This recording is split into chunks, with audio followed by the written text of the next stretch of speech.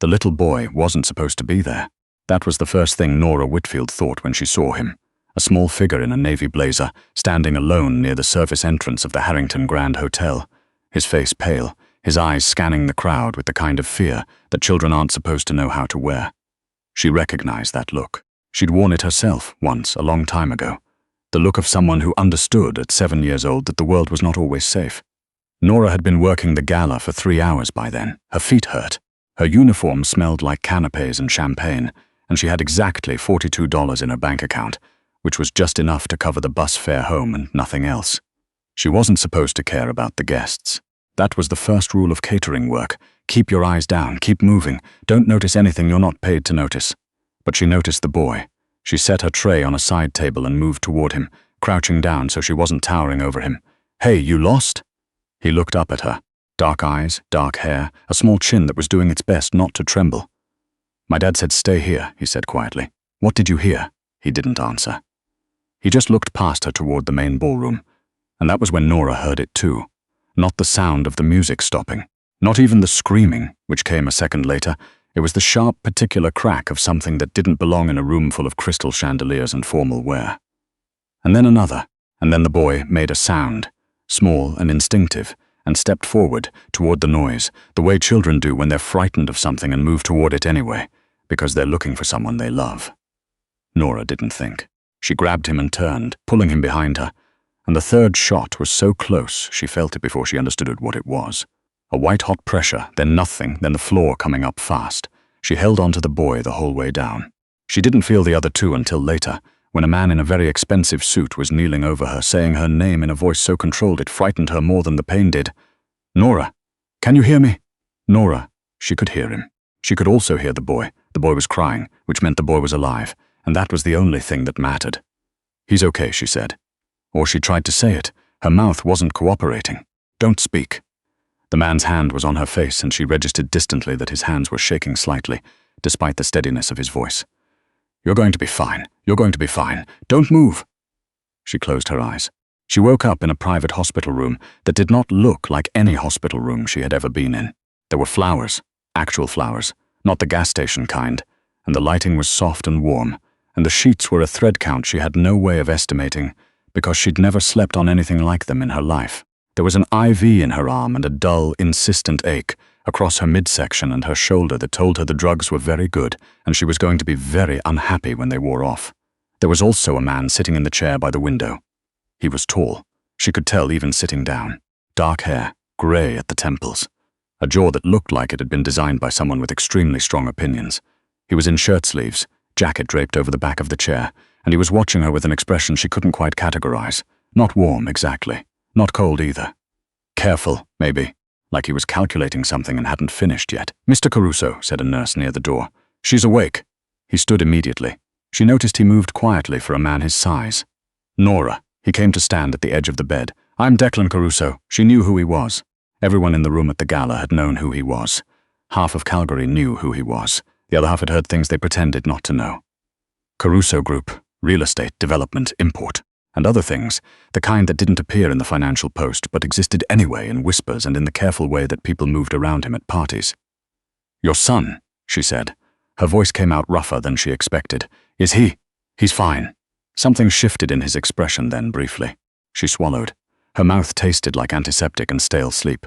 "How long was I out?" "Surgery was 11 hours. You've been unconscious for most of the last 2 days. He pulled the chair closer to the bed and sat again, which surprised her. She'd expected him to stand over her the way powerful men tended to do. "You took 2 bullets in the abdomen and 1 in the shoulder." The shoulder is straightforward. The abdominal wounds were more complicated. There was damage to your lower intestine and significant blood loss. He paused. "You should not be alive." "Okay," she said. She didn't know what else to say to that. Nora looked at him. "He was walking toward the noise," she said simply. He was scared and he was walking toward it. Someone had to go the other way. Declan Caruso looked at her for a long moment. His face gave nothing away. "You didn't know who he was? He was a child." Another pause. Then quietly, "Yes, he was." She closed her eyes again, not because she wanted to sleep, but because looking at him required a kind of energy she didn't have yet. The pain was starting to push through the medication, a slow burn spreading out from her center. She breathed carefully. "There's something else," he said. His voice was steady, but there was something underneath it. The men who were in that hotel. The one who fired, he's dead. His employer is not. And you were seen, Nora. Clearly. You were the closest civilian to that shooter before things went sideways, and the people who sent him are not the kind who leave witnesses. She opened her eyes. You're not safe to go home, he said. You have a sister. Younger, yes? She lives with you. The cold that moved through her had nothing to do with the IV. How do you know about my sister? Because I made it my business to know. He said it without apology. Her name is Blythe. She's 19. She's in her second year at Mount Royal. She works Tuesdays and Fridays at the coffee shop on 17th. He met her eyes. I know because these men will find out the same things, and they will use her. Nora's heart was doing something complicated and frightened in her chest. What are you saying? I'm saying that you protected my son. He leaned forward slightly, elbows on his knees. And now I am going to protect you, both of you. Mr. Caruso, you'll come here to my house, you and your sister, until this is resolved. She stared at him. You can't be serious. I am rarely anything else. I don't know you. You knew enough to step in front of a bullet for my child, he said. The words were quiet, but they landed like something much heavier. I am asking you to trust me with your safety in return. I think that's a fair trade. She didn't have an answer for that. She wasn't sure there was one. His house was not what she'd expected, which was stupid because she hadn't known what to expect. A mansion, she'd thought vaguely. Something cold and architectural and staged, like a magazine shoot. What she got instead was a large limestone house in Elbow Park, with window boxes that someone had actually been tending, and a front hall that smelled like wood polish and, faintly, like crayons. The boy, Declan had told her his name was Theo, he was 7, was waiting at the top of the front steps when the car pulled up. He was wearing a dinosaur sweatshirt that seemed at odds with the formality of everything around him. And he came down the steps faster than his nanny could catch up to, stopping just short of Nora's side of the car. She was moving slowly. Every step was a negotiation between her body and her stubbornness. She'd only been discharged from the hospital that morning, and the doctor had used words like light activity and no sudden movements in a tone that suggested he knew she wasn't going to listen.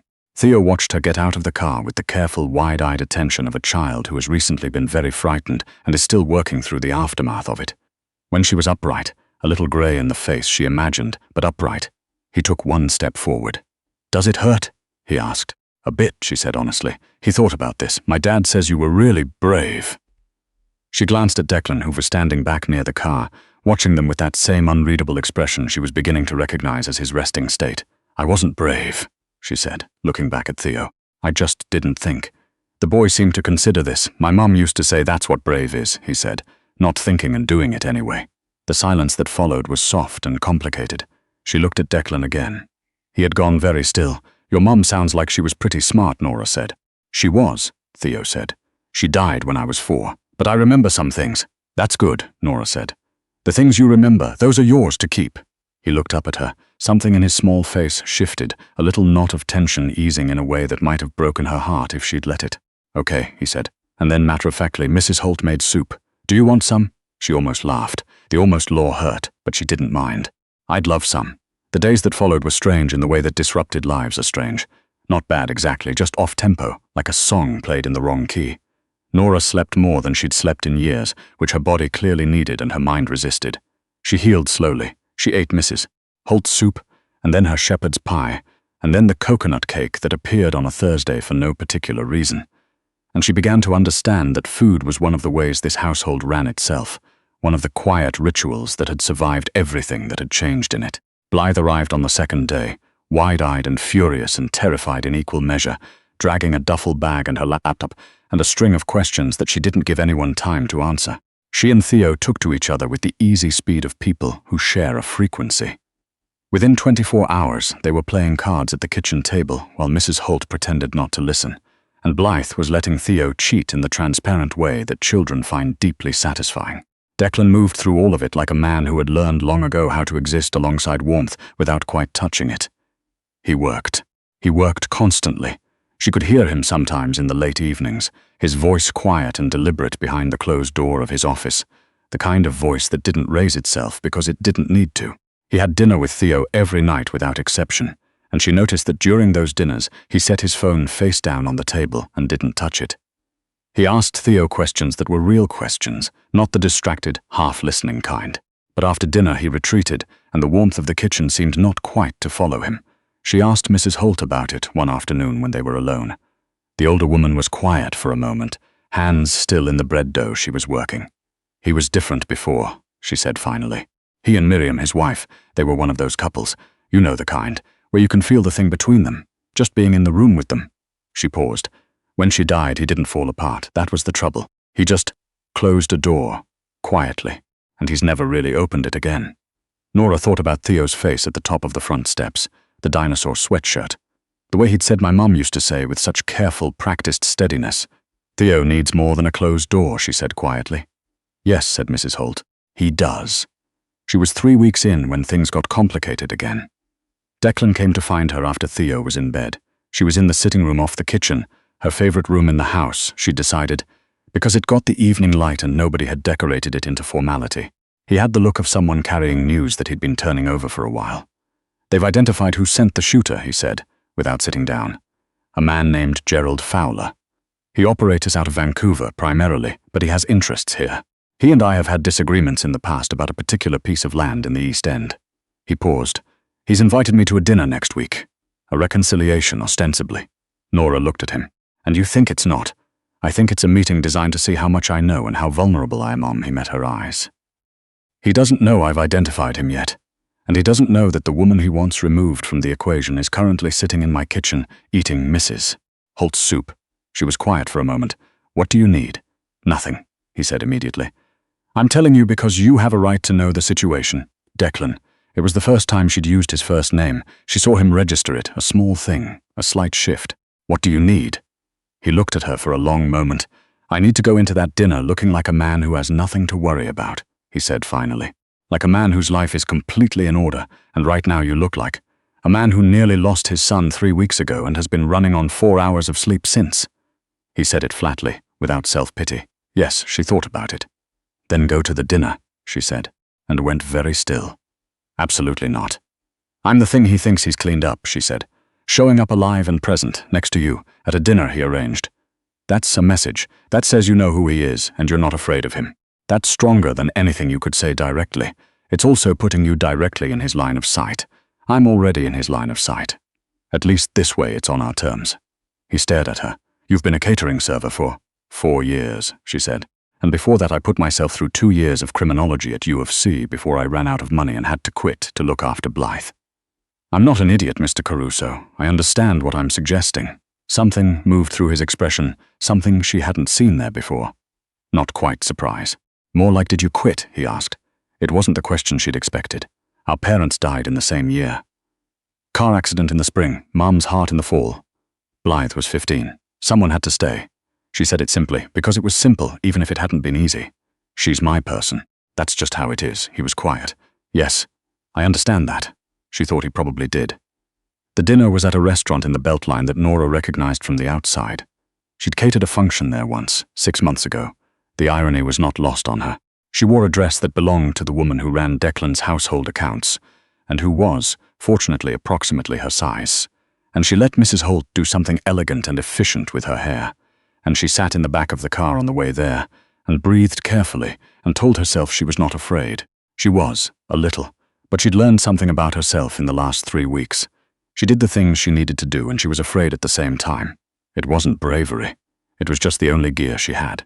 Gerald Fowler was a compact man in his mid-50s with a golfer's tan and the kind of smile that arrived before the warmth did and left after it. He stood when they came in, and she watched his eyes. He looked at Declan first, the automatic reflex of sizing up the room's most important person. And then he looked at her, and she saw the exact moment his smile stopped being a smile. He knew her face. She had thought he might. She looked back at him steadily and said nothing, and let him work through the implications. "Declan," Fowler said, recovering smoothly.